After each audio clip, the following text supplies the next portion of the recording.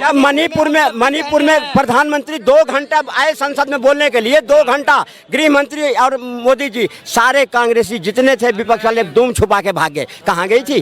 क्यों नहीं सुनने की ताकत? अजब अरे देखो इतना झूठ मत बोला करो, अच्छा नहीं लगता यार।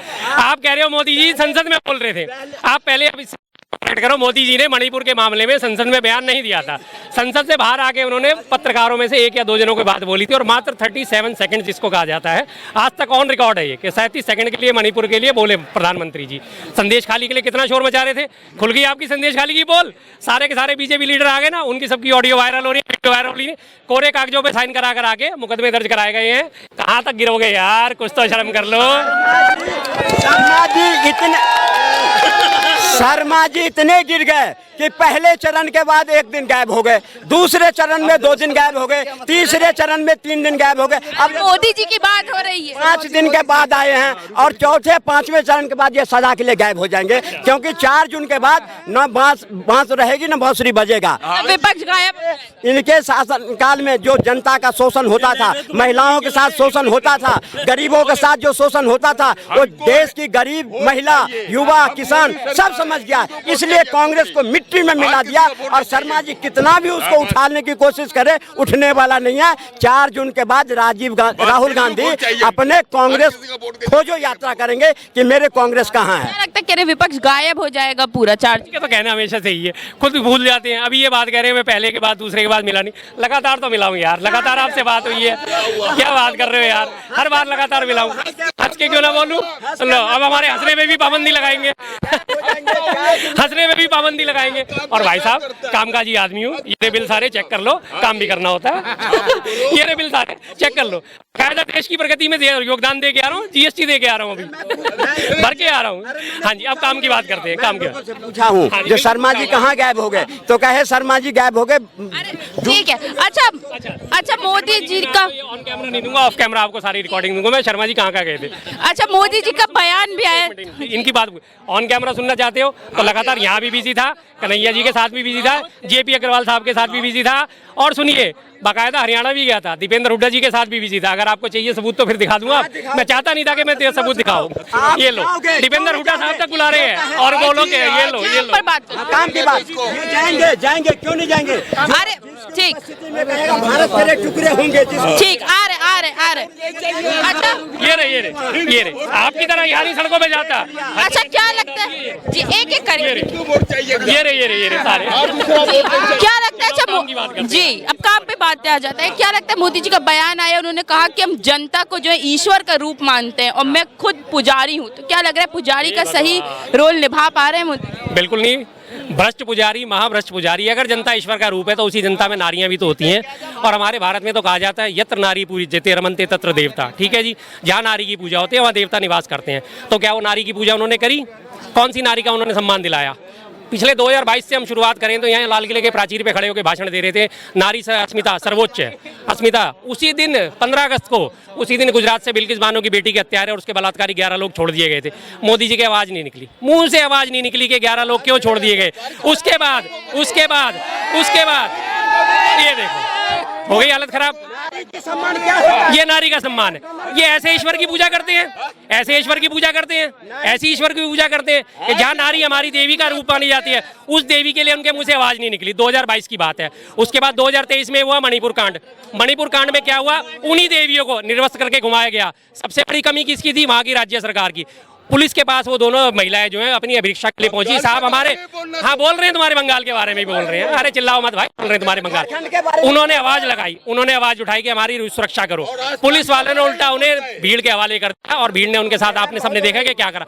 मोदी जी की आवाज नहीं निकली। नारियों का सम्मान करते तो उनकी आवाज निकलती। उसके बाद हमारी बहन बेटियां, पहलवान बहन बेटियां, उनको घसीटा गया, उनके कपड़े फाड़े गए, उनके साथ दुर्व्यवहार करा गया। जिसने दुर्व्यवहार करा ब्रजभूषण शरण सिंह, उसके ऊपर कोई कार्रवाई नहीं। अब जाके पुलिस ने उसके ऊपर आरोप भी तय कर दिए, लेकिन उसके बावजूद अभी तक गिरफ्तारी नहीं हुई। ऐसे पुजारी हैं, ऐसे देवियों की पूजा करते हैं। अरे भैया, 11 ईश्वर का रूप मान पा रहे जनता।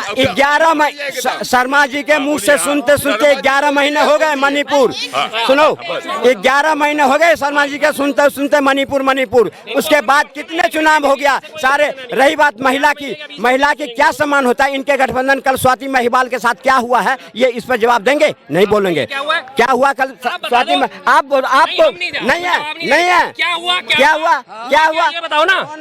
अरे भाई 100 नंबर कॉल हुई, कोई कंप्लेंट हुई, कुछ हुआ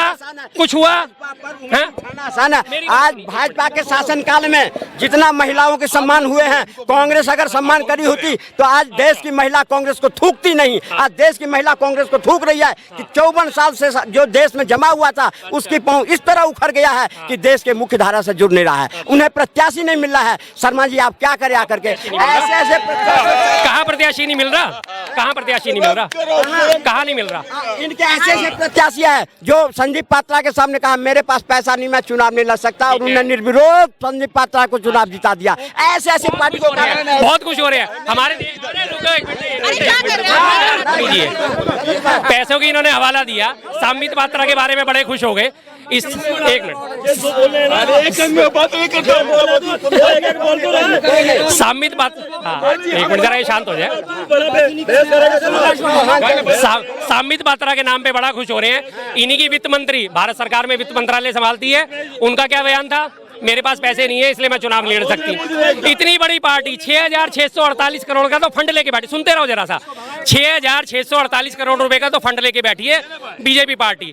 और उनकी वित्त मंत्री निर्मला सीतारमण जो एक आवाज करते हैं तो उद्योगपति उनके घर पे दरवाजे भर देंगे उनके नोटों से, और वो कहती है कि मेरे पास पैसे नहीं है। क्यों कहा था? क्योंकि उनके पति ने कहा था कि हमारा देश का जो है हालत खराब है। उनके पति ने बकायदा इलेक्ट्रल बॉन्ड पे सवाल उठाए थे, उनका टिकट कट रहा था, तब जाके उन्होंने पैसों का हवाला दिया। तो आप हमें पैसों का हवाला क्या बात करते हो? और रही बात कैंडिडेट की, आप 370 को बड़ा ग्लोरीफाई करते हो साहब, है ना? करते हो ना? 370 हट गई, कर दी। अब सुनो, अब सुनो पूरी बात तो हो जाने दिया करो। हाँ पूरी बात तो हो जाने दिया करो। हाँ सुनो, 70 पे जाओ। इतनी सी और 370। अरे नहीं परेशानी नहीं है, परेशानी नहीं है। मैं भी कह रहा हूँ 370 को ये लोग बड़ा ग्लोरीफाई करते हैं, बहुत बड़ा 56 इंच का छोड़ो 156 इंच का सीना दिखा देते हैं। 370 हटा दी फूलते चले जाते हैं। 370 हटाने के बाद कश्मीर में इन्होंने 3 कैंडिडेट नहीं उतारे गए भाजपा से। क्यों भाई? 3 कैंडिडेट इनसे कश्मीर में नहीं उतारे गए, क्या मजबूरी है? क्यों नहीं सामना कर पाई बीजेपी वहां पे 370 हटाने के बाद कि हमारे एक कैंडिडेट खड़े हैं, हमने 370 हटा के तुम्हारे लिए सुख और समृद्धि का रास्ता खोला है, ये हमारे कैंडिडेट नहीं जिताओ। कहाँ है वो 3 कैंडिडेट बीजेपी के? हवा किसकी खराब हुई, तुम्हारी या हमारी? क्यों नहीं कैंडिडेट उतार पाए? आज सुनो, अब सुनो, आप भाजपा प्रेस कॉन्फ्रेंस करके कभी नहीं कही कि मेरे पास पैसे नहीं है, अब मेरे कैंडिडेट के पैसे नहीं है। आप मल्लिकार्जुन खड़गे ने प्रेस विज्ञप्ति जाहिर करके प्रेस को बुला करके कहा मैं मोदी जी के सामने बिल्कुल घुटने टेक दिया हूं और मेरे पास सुनो पैसे हैं, मैं गरीब हूं, मैं देश में मोदी जी के सामने खड़ा नहीं। धारा 370 इनके जहन में लिखा हुआ है। इन्होंने हमेशा अपने मैनिफेस्टो के तहत देश की संप्रदा के साथ पाकिस्तान को फैलाया फुलाया, धारा 370 लगा के रखा इसलिए कि वहाँ की हमारी सेना को बांध के रखो और पाकिस्तान को खिलाओ। अब देश में नहीं चलेगी।